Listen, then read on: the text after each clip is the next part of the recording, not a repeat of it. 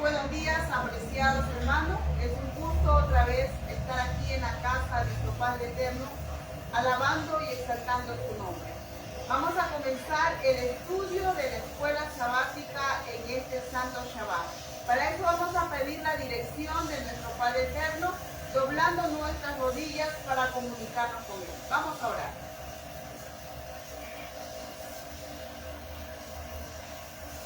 Padre Yahweh, santo, bendito y alabado sea tu nombre. Gracias te damos, Padre Eterno, porque nos permite estar en este lugar, abriendo, oh Padre Eterno, tu palabra para poder escuchar tu voz. Ayúdanos, oh Padre Yahweh, a cada día seguir en tu camino y no apartarnos de él, oh Padre. Que sea, oh Padre Eterno, usted dirigiendo esta escuela sabática, donde, oh Padre Eterno, podamos cada uno de nosotros poder entender, oh Padre, el mensaje para estos últimos tiempos, Padre. Sabemos que cada mensaje es un llamado de atención para cada uno de nosotros, tus hijos. Guíanos en este tu santo Shabbat y ayúdanos, oh Padre, a cada día hacer tu voluntad. En el nombre y por los méritos de tu Hijo amado, Yahoshua, lo pedimos. Amén.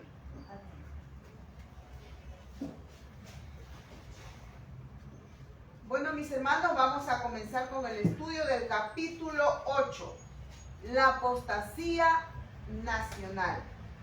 ¿Qué entendemos, mis hermanos, cuando escuchamos esta palabra, apostasía? A ver, ¿qué entendemos por apostasía? ¿Qué entiendes, Carlos, por apostasía? A ver. Es estar en el camino correcto y volverse a los malos caminos. Mezcla de verdad con mentira. Eso, muy bien, ¿no? Entonces es cuando nos desviamos de dónde, de los principios. Apostasía. Claro, sí. Mezcla de verdad con mentira, ¿no? Eso es la apostasía. Y aquí dice algo muy importante. La apostasía nacional. O sea, la apostasía, ¿de dónde viene primero? Dentro del pueblo de Dios, ¿no? Vamos a ver qué nos dice la palabra del Padre Eterno. Desde la muerte de Jeroboam, si recordábamos la semana pasada en el capítulo 7, hablábamos de Jeroboam. Jeroboam, vemos que él se apartó de los caminos del Padre Eterno, ¿no? Y tuvo un llamado de atención él, ¿no? Vamos a ver qué más nos dice. Desde la muerte de Jeroboam hasta el momento en que Elías compareció ante Acab, el pueblo de Israel sufrió una constante decadencia espiritual. Vemos que desde Jeroboam, porque Jeroboam cayó en apostasía también, ¿no? Y hizo caer el pueblo de Israel en apostasía. Dice que hubo una decadencia espiritual dentro del pueblo de Israel. Gobernada la nación por hombres que no tenían a Yahweh y que alentaban extraña forma de culto. La mayor parte de ese pueblo fue olvidando rápidamente su deber de servir al Dios vivo y adoptó muchas de las prácticas idólatras. Vemos cómo el pueblo de Israel, ¿qué pasó con el pueblo de Israel? Dice que comenzó a practicar muchas formas de culto. ¿A quién? A los idólatras. Por eso el título de este capítulo dice muy claro, la apostasía nacional, ¿no? Nabat, hijo de Jeroboam, ocupó el trono de Israel tan solo durante algunos meses. ¿Por qué? Vamos a ver por qué. Su carrera dedicada al mal quedó repentinamente troncada por una conspiración encabezada por Baasa, uno de los generales. Vemos que uno de los generales que estaba al mando del pueblo de Israel dice que hizo una conspiración contra Nadab, hijo de Jeroboam, pero ahí fue para él ocupar ese puesto. Pero vamos a ver qué pasó más adelante. Mataron a Nadab con toda la parentela que podía haberle sucedido, conforme a la palabra de Yahweh que él habló por su siervo Ahías, silonita, por los pecados de Jeroboam que él había cometido y con los cuales hizo pecar a Israel. Así pereció la casa de Jeroboam, el culto idólatra introducido por él atrajo sobre los culpables, ofensores, los juicios retribuidos del cielo, y sin embargo los gobernantes que siguieron, ¿no? Después de Nabat siguieron los siguientes gobernantes: Baasa, Ela, Zimri y Omri, durante un plazo de casi 40 años. Imagínense, 40 años el pueblo de Israel estuvo en apostasía, ¿no? Continuaron en la misma mala conducta fatal durante la mayor parte de este tiempo de apostasía en Israel, ¿no? O sea, después de estos reinados de Baasa, Ela, Zimri y Omri, de ahí dice que apareció otro rey que se llamaba Asa. Dice que Asa gobernaba en el reino de Judá. Si recordemos qué tribus del pueblo de Israel componían el reino de Judá. Era la tribu de Judá y la tribu de Benjamín. Estas dos tribus, recordemos que las 12 tribus tuvieron que dividirse. 10 tribus se fueron con Roboam, hijo de Salomón, y las 2 tribus se fueron con Jeroboam, que era el consejero de Salomón, del rey Salomón, ¿no? Y vemos que ahora, después que pasaron todos estos gobernantes, apareció, dice, Asa. Vamos a ver de qué forma gobernó Asa. Hizo Asa lo bueno y lo recto ante los ojos de Yahweh su Dios, porque quitó, ¿qué cosa? Los altares del culto ajeno y los altos, quebró las imágenes y taló los bosques, y mandó a Judá que busquen a Yahweh, el Dios de su padre, y pusieron por obra la ley y sus mandamientos. Entonces, ¿qué hizo Asa? Dice que hizo lo correcto ante los ojos del Padre Yahweh. ¿De qué forma? Quitando, dice, todos esos altares. Recordemos, retrocedemos, como siempre decimos, un poquito a la historia. En el reinado de Salomón, ¿qué hizo? Buscó mujeres paganas, y por complacer a las mujeres paganas, ¿qué hizo? Altares a dioses paganos, a dioses ajenos. Y mire cómo continuó. Esa es la apostasía. Esa es la apostasía, sí, de generación en generación. Mira, ahora estaba en el reinado de Asa. Y Asa, ¿qué tuvo que hacer? Ir a derribar todos esos altares para quitar todos esos dioses paganos.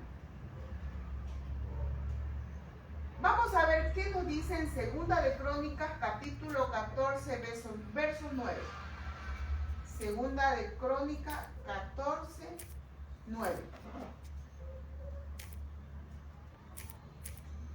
Dice que la fe de Asa fue probada. Vamos a ver cómo fue la reacción de Asa, el rey de Judá. No, 14, 9. Segunda de Crónicas 14, 9.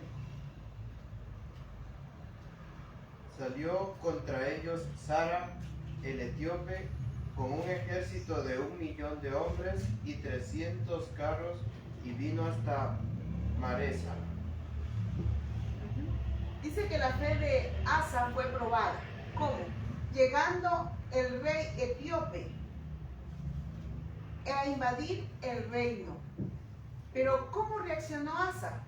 Dice que el rey Asa dice que no confió en qué cosa, en las ciudades fuertes que había construido, no confió en los muros fuertes que había hecho construir en años, cuando había paz en Israel. Dice que él confiaba en quién. Dice, el rey confiaba en Yahweh de los ejércitos, en cuyo nombre Israel había obtenido en tiempos pasados maravillosas liberaciones. Mientras disponía de su fuerza en orden de batalla, solicitó, ¿qué cosa? La ayuda de Yahweh. ¿Cuál fue la reacción entonces de Asa, el rey de Judá? Dice que buscó la ayuda de ¿quién? La ayuda del Padre Yahweh. Desde todo punto de vista, el gran ejército de Egipto habría de arrasar cuanto se le opusiera. ¿Por qué? Porque el ejército de Egipto dice que era un pueblo, un país muy, pero muy, tenía un ejército muy numeroso, ¿no? Y humanamente él podía ganar la batalla. Pero ¿quién ganó? El pueblo de Judá. ¿Por qué ganó? Porque ¿quién iba adelante? ¿Iba adelante quién? El Padre Yahweh dirigiendo esta guerra, ¿no? Dice, tenía un ejército adiestrado para el conflicto. Se había esforzado, ¿qué cosa? Para inducir a su pueblo a hacer la paz con Dios. Y llegado el momento, su fe en aquel en quien había confiado no vaciló, aun cuando tenía menos soldados que el enemigo. Vemos que el rey Asa dice que él no vaciló al momento de enfrentarse ante su enemigo, ¿no? Ante el rey de Egipto, ¿no? Dice que él no dudó. ¿Por qué? Porque a pesar de que tenía un ejército muy pequeño en comparación a Egipto, dice que él no dudó. ¿Por qué? Porque toda su confianza estaba depositada en el Padre Eterno. Una oración que hizo el rey Asa. Vamos a ver qué nos dice en Segunda de Crónicas, capítulo 14, verso 10. Ahí hizo una oración muy importante el rey Asa. Segunda de Crónicas, capítulo 14, verso 10. Vamos a escuchar qué nos dice. Entonces salió Asa contra él, y se pusieron en orden de batalla en el valle de Céfata, junto a Maresa. Ahora el 11. Y clamó Asa a Yahweh su Dios y dijo, Yahweh, para ti no hay diferencia alguna en dar ayuda al poderoso o al que no tiene fuerza. Ayúdanos, Yahweh, Dios nuestro, porque en ti nos apoyamos y en tu nombre marchamos contra este ejército. Yahweh, tú eres nuestro Dios, no prevalece contra ti el hombre. Miren esta petición de Asa, el rey de Judá. Ayúdanos, oh Yahweh, Dios nuestro, porque en ti nos apoyamos. ¿Ves? Ayúdanos. O sea, él suplicaba, ayúdanos. Sí, ahí tenía una fe viva Asa, ¿no? En ese entonces. Miren una recomendación que nos dice la hermana Elena del Cual. Por eso me gusta, hermano, estos libros, porque se refiere a la historia.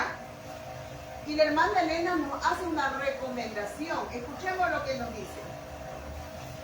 La de Asa es una oración que bien puede elevar todo creyente cristiano.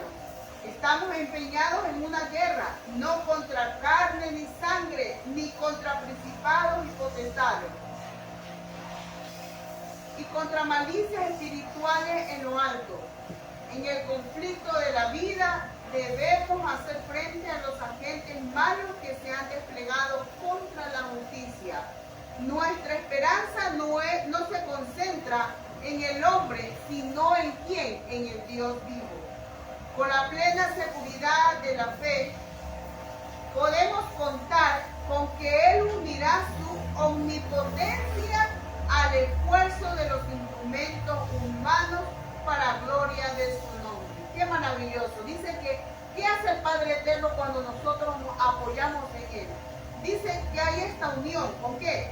Con la impotencia, con la omnipotencia del Padre Eterno y el esfuerzo de los instrumentos humanos, ¿no? ¿Cuál es nuestra parte aquí para nosotros, mis hermanos? Poner toda nuestra fuerza humana y la omnipotencia del Padre Eterno dice que se unirá con el esfuerzo que nosotros hagamos. Revestidos, ¿qué más? De la armadura de su justicia, podemos obtener, ¿qué cosa? La victoria contra todo enemigo. Miren, esta recomendación tan maravillosa que la hermana Elena nos dice aquí. Revestidos de ¿qué? De la armadura de su justicia, podemos obtener la victoria contra todo enemigo. O sea, para el Padre Eterno no hay, sí, no hay enemigo más fuerte o contrario más fuerte que él, ¿no? Él siempre va a poder contra todo enemigo. La fe del rey Asa quedó señaladamente recompensada.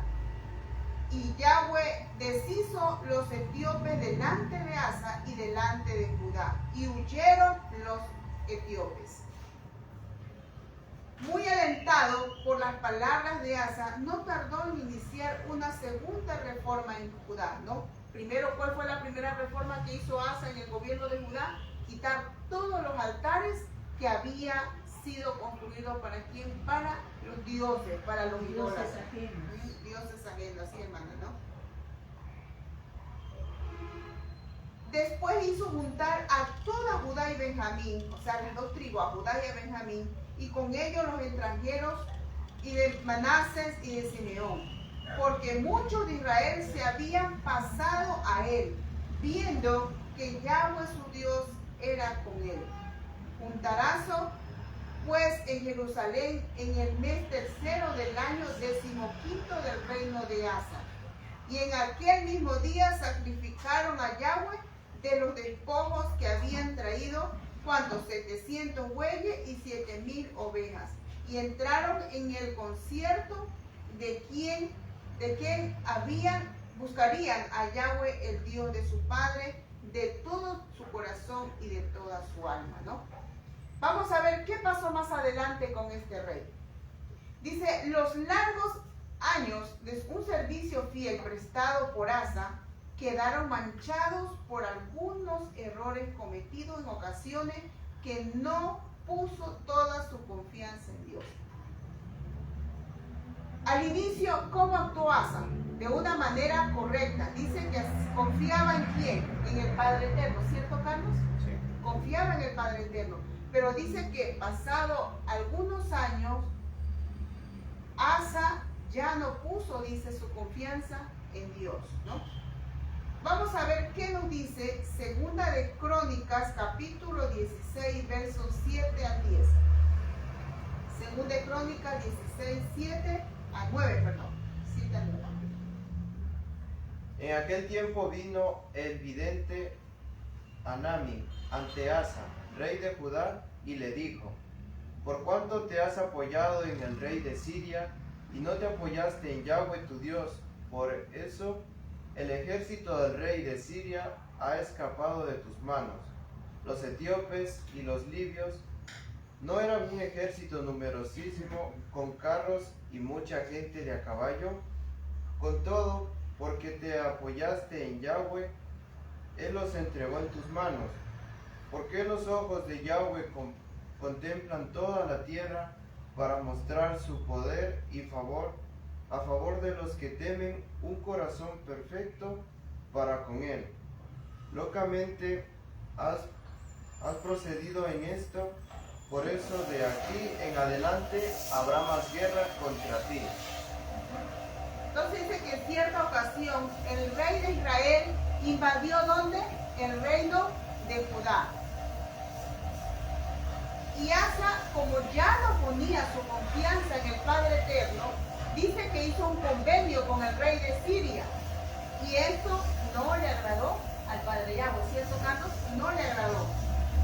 ¿Y a quién envió? Dice que envió a un profeta para hacerle un llamado de atención a Asa, a decirle que lo que había hecho no estaba correcto. Por eso miren lo que dice el profeta, dice: porque los ojos de Yahweh contemplan toda la tierra para corroborar a los que tienen corazón perfecto para con él. Locamente has hecho esto, porque he aquí, adelante habrá guerra contra ti. Entonces vemos que Asa había tomado una decisión, como dice aquí el profeta, locamente. ¿Será que nosotros a veces actuamos de una manera locamente? ¿No? A veces nos desesperamos en momentos de desesperación, de angustia, y tomamos decisiones equivocadas, ¿no?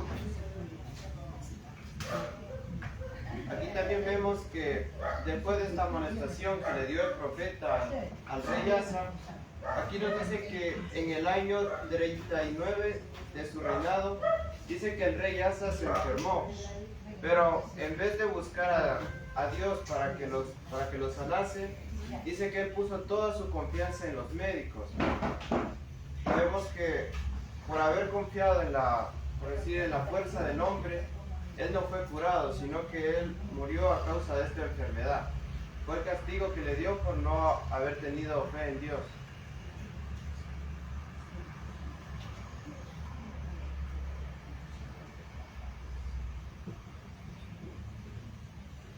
no conformándose con el aliento que daban las formas de culto religioso que seguían en Betel, y Dan encabezó temerariamente al pueblo en el paganismo más grosero y reemplazó el culto de Yahweh por el de Baal.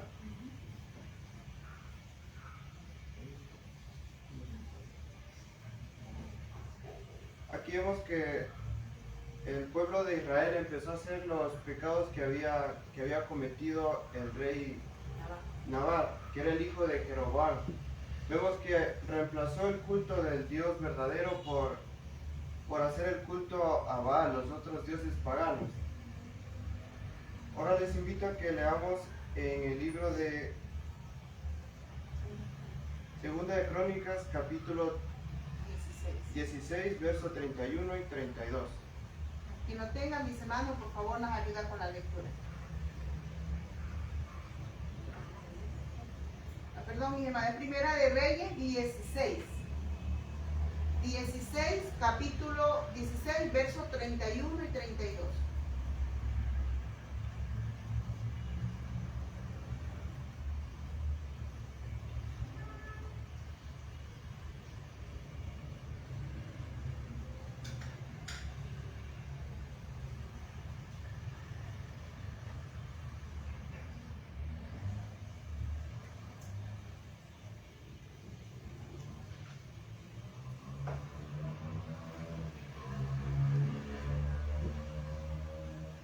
Pues no le bastó andar en los pecados de Jeroboam, hijo de Nabat, sino que tomó por mujer a Jezabel, hija de Esbaal, rey de los Sidonios, y fue siervo a Baal y lo adoró. Construyó además un altar a Baal en el templo que le edificó en Samaria. Entonces ahora ya vemos que ya está como rey Acab. Y Acab dice que tomó una mala decisión. Tomó como esposa a quién? A Jezabel, ¿no? Y muchos hemos escuchado la historia de Jezabel. Que Jezabel hizo lo malo ante los ojos del Padre Eterno. ¿Sí, José? Y podemos notar algo importante en el significado del nombre de esta mujer. Según la concordancia Strong, en hebreo la pronunciación correcta es Isabel o Isabel, o sea que en la actualidad el nombre Isabel proviene del nombre, lo que en la Biblia está como Jezabel, o sea es un nombre que desciende de allí. Y el significado de Jezabel significa ¿dónde está Baal? O también puede significar mujer casta o intacta. O también nos da otro significado más que dice elevada o exaltada. O sea, eso nos hace una clara referencia al orgullo de Jezabel. Porque recordemos, a pesar de que Dios se manifestaba por medio de los profetas, esta mujer se mantuvo firme en su oposición a los profetas y ordenó matarlos a todos incluso. Claro. ¿No? Vemos cómo, por eso, algo también que estudiamos en la casa, este libro, cuando ya el Padre Eterno nos transforme, ¿sí? ¿Sí? Dice que nuestros nombres serán cambiados. Porque hay ciertos nombres que tenemos a veces nosotros y tiene un significado erróneo, ¿no? Y vemos por eso que dice que a cada uno de nosotros nos dará un nuevo nombre, ¿no? Y aquí vemos la importancia del nombre. Por eso, mis hermanos, aquí siempre recalcamos que el Padre Eterno, su nombre es Yahweh, y el de su Hijo, Yahshua, ¿no? Por su significado. O sea, el Padre Eterno, incluso cuando nosotros, al momento de ponerle el nombre a nuestros hijos, debemos de darnos cuenta cuál es su significado, el por qué es su significado, ¿no? Y por eso vemos aquí, el nombre de esta mujer dice que se llamaba Jezabel, ¿no? Que decía, ¿cómo? Recuérdame, Josué, adoración aquí. ¿Dónde está Baal? ¿Dónde está Baal, no? Y vemos que esta mujer Jezabel se aferraba tanto a que adoren a este dios pagano, a Baal, ¿no? Dice, no solo introdujo acá el culto a Baal en la capital, o sea, en Jerusalén, en toda parte. No, no solamente eso hizo, sino que bajo la dirección de Jezabel erigió altares paganos en muchos altos, donde a la sombra de los bosquecillos circundantes, los sacerdotes y otros personajes relacionados con esta forma seductora de la idolatría ejercían su influencia funesta. Josué, ayúdame con esta parte donde dice los bosquecillos. Eso yo no entendía. ¿Por qué? ¿Por qué dice bosquecillo? ¿A qué se refiere cuando dice aquí bosquecillos? Era porque en la antigüedad se tenía la costumbre de adorar a los dioses paganos, también se le llama en otros lados arboledas. ¿Ya? O sea, prácticamente serían los bosques. Y allí en ese lugar se encontraban tanto imágenes de dioses, también como los famosos obeliscos. Y esa costumbre vemos, por ejemplo, hoy en día en los cementerios todavía hay ciertos lugares donde se ponen árboles y se ponen sobre algunas tumbas obeliscos. O sea, eso es una forma todavía de esa adoración que todavía persiste hasta la actualidad. Imagínense, ¿no? O sea, cuando entró a reinar en Judá, el rey Asa, dice que, como leímos al inicio de la lección, derribó todos los altares de los dioses paganos. Y ahora entra a gobernar acá, ¿y qué hizo? Más vale hizo construir, ¿qué cosa? Altares a dioses paganos, ¿no? Principalmente a Baal, ¿no? Vamos a ver qué nos dice aquí más la palabra. Vamos a buscar en Primera de Reyes, capítulo 21, versos 25 y 26. Primera de Reyes, 21, 25 y 26.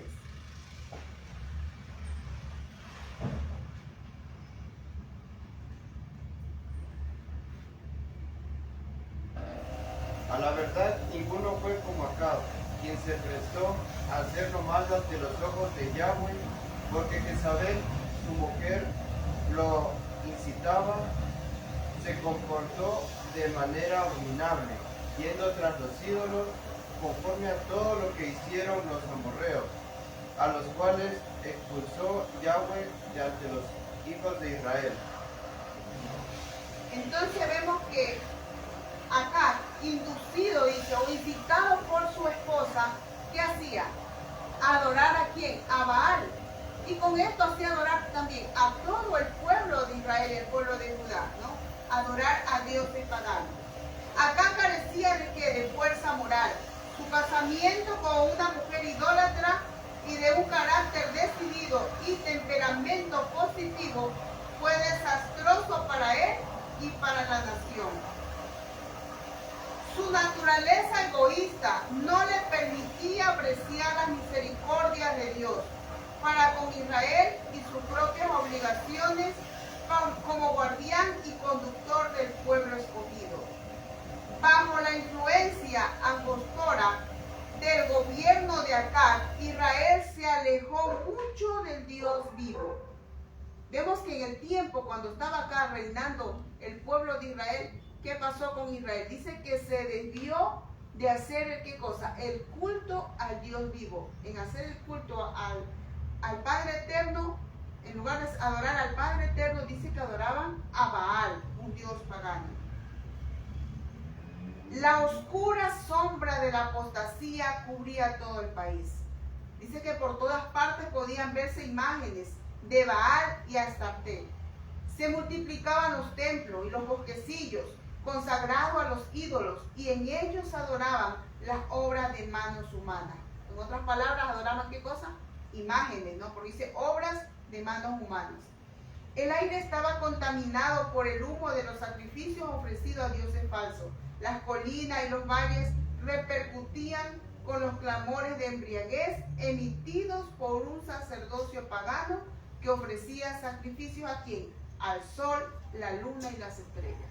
¿Será que de hoy en día se sigue adorando al sol, la luna y las estrellas? ¿Qué dicen mis hermanos? Todavía. Todavía se sigue adorando, ¿no? Por medio del horóscopo, por ejemplo. ¿Ya?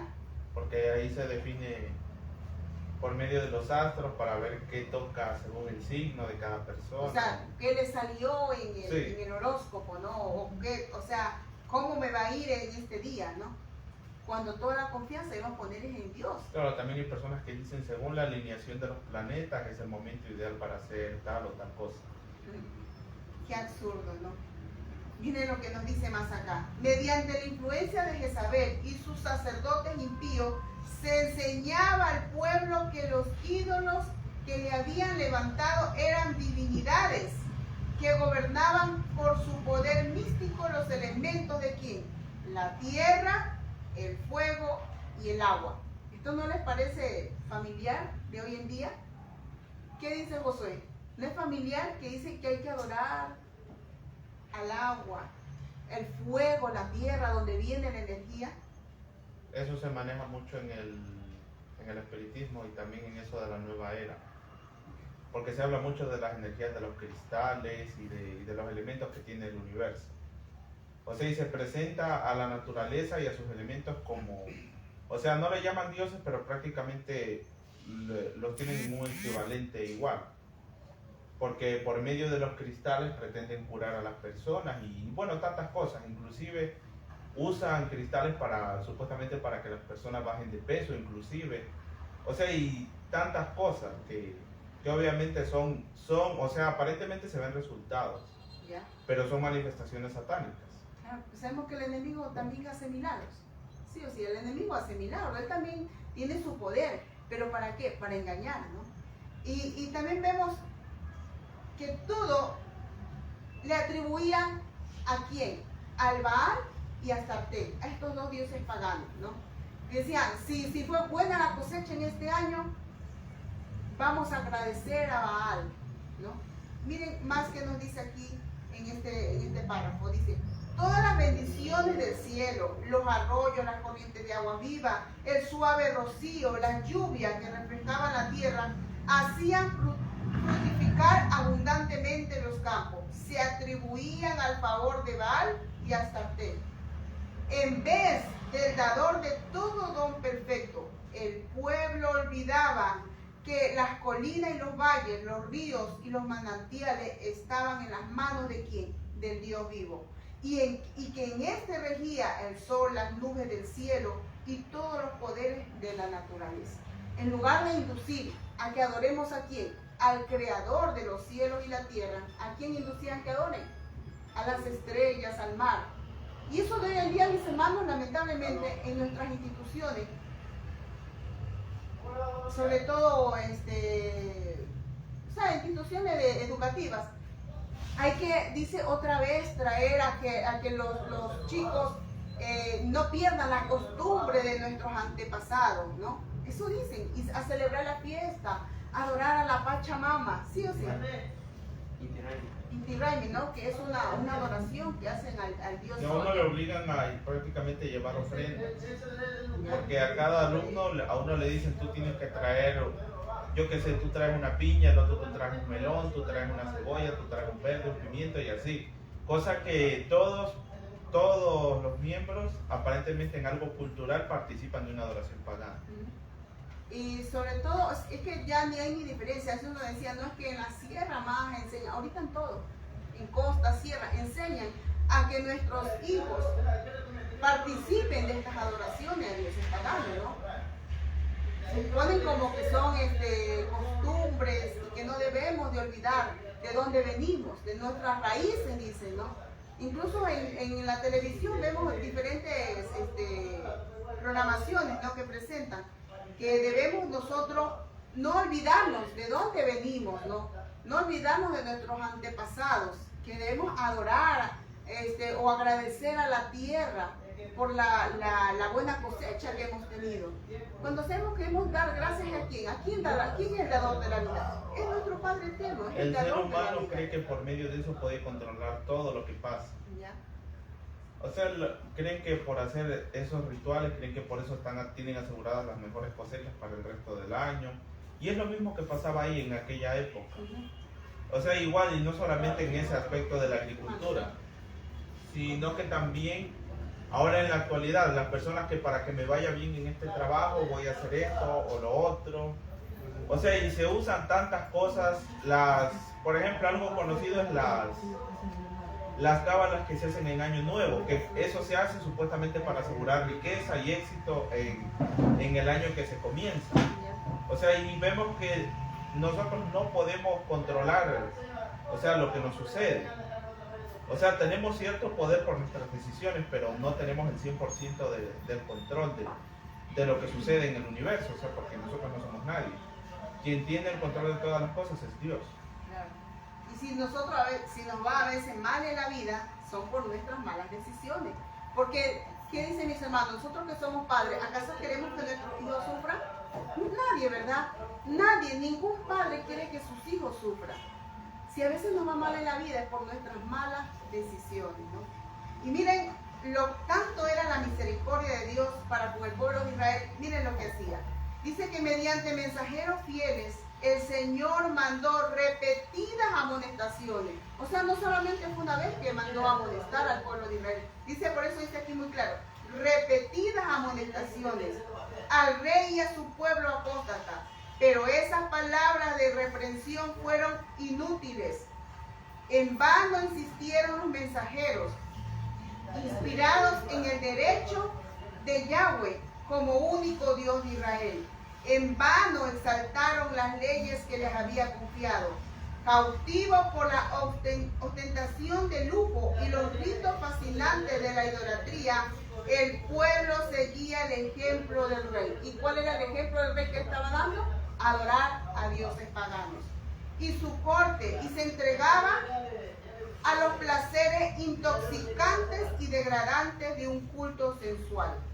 En su ciega locura prefirió rechazar a Dios y su culto. La luz que le había sido dada con tanta misericordia se había vuelto tinieblas. El oro fino se había empañado. Miren esta amonestación que el Padre Yahweh hacía al pueblo de Israel. Dice que repetidas veces mandaba, desde la semana pasada estamos viendo, ¿no? Cuando cayó en apostasía, Jeroboam mandó a un profeta de Dios para hacerle llamada de atención, que se le secó hasta la mano, ¿no? Cuando quiso hacerle daño al profeta de Dios. Y ahora vemos también Acab, cuando estaba en el reinado, ¿qué hizo? También llevó al pueblo a donde, a la idolatría. Y una y otra vez mandaba a un profeta de Dios para hacer un llamado de atención.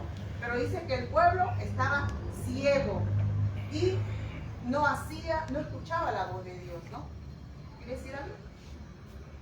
Dice, ¡ay, cuánto se había alejado la gloria de Israel! Nunca había caído tan bajo en la apostasía el pueblo escogido de Dios. Los profetas de Baal, miren cuántos eran, 450. Además de los 400 profetas de los bosques. O sea, 450 más 400, ¿cuántos son? 850 profetas. Perdón, sí está bien, profetas de Baal. Tantas personas habían caído en la apostasía, mis hermanos, ¿no? Siendo el pueblo escogido de Dios. Habían caído tan bajo, pero tan bajo, que a pesar de que el padre Yahweh le mandaba a reprenderle, que estaban en los malos caminos, pero ellos no hacían caso, ¿no? Nada que no fuese el poder prodigioso de Dios podía preservar a la nación de una ruina absoluta. Israel se había separado voluntariamente de Yahweh. ¿Será que ahora nos estamos alejando voluntariamente de Yahweh? Sin embargo, dice, los anhelos compasivos del Señor seguían manifestándose en favor de aquellos que habían sido inducidos a pecar. Y estaba Él por mandarles uno de los más poderosos de sus profetas, uno por medio de quien muchos iban a ser reconquistados e inducidos a renovar su fidelidad al Dios de sus padres, ¿no? La semana que viene, mis hermanos, en el capítulo 9, vamos a hablar de este gran profeta, como lo fue el profeta Elías, ¿no? Vamos a ver cómo Elías, Dios lo toma para que le haga un llamado de atención al pueblo de Israel y se vuelva de sus malos caminos, ¿no? Eso, mis hermanos, vemos que la misericordia del Padre Eterno es tan grande con nosotros que no nos deja, digamos, tranquilos ahí para que sigamos en los malos caminos, en nuestras malas decisiones, sino que una y otra vez nos hace un llamado de atención. Esto estás haciendo mal, ¿no? Esta es mala decisión que estás tomando, ¿no? Así mismo como el pueblo de Israel de antaño, el Padre Eterno le hacía llamados de atención. Ahora nosotros también, como el pueblo de Israel de la actualidad, también nos hace un llamado de atención. ¿Cómo nos hace un llamado de atención? A través de su palabra, mis hermanos, ¿no? Que el Padre Yahweh nos ayude a cada uno de nosotros a escuchar su voz, a escuchar la voz del Padre y no a escuchar la voz del enemigo, y que podamos nosotros cada día salir triunfantes, porque como decía acá en la palabra, que nosotros, nuestra lucha, no, ¿contra quién es?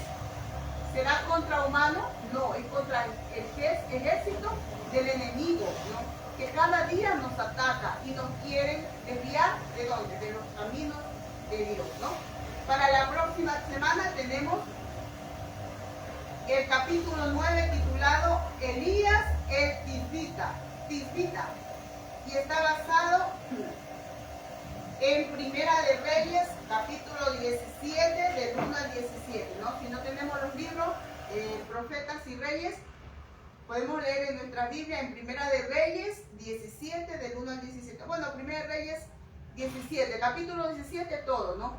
Para poder entender el tema del capítulo 9 de este libro Profetas y Reyes, ¿no? Entonces yo, mis hermanos, que estos libros fueron escritos hace años, pero estos son los libros, mis hermanos, que nos ayudan a ver cómo está el pueblo, no solamente en el pasado, sino cómo está ahora en la actualidad. Por eso dice el título, la apostasía nacional, ¿no? Cuando nos desviamos de los caminos correctos del Padre Eterno, ¿no? Para culminar, invitamos a hacer una oración. Carlos, por favor, dirígenos en oración, ¿no?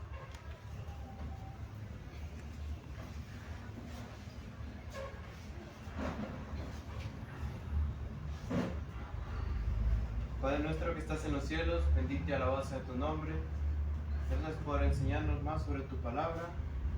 Te pedimos que nos bendigas y nos acompañes. Limpia nuestras mentes de todo pecado y ayúdanos a no caer en el mismo pecado que cayó el pueblo de Israel. Danos sabiduría, te lo pedimos en el nombre de Yahshua. Amén. Amén.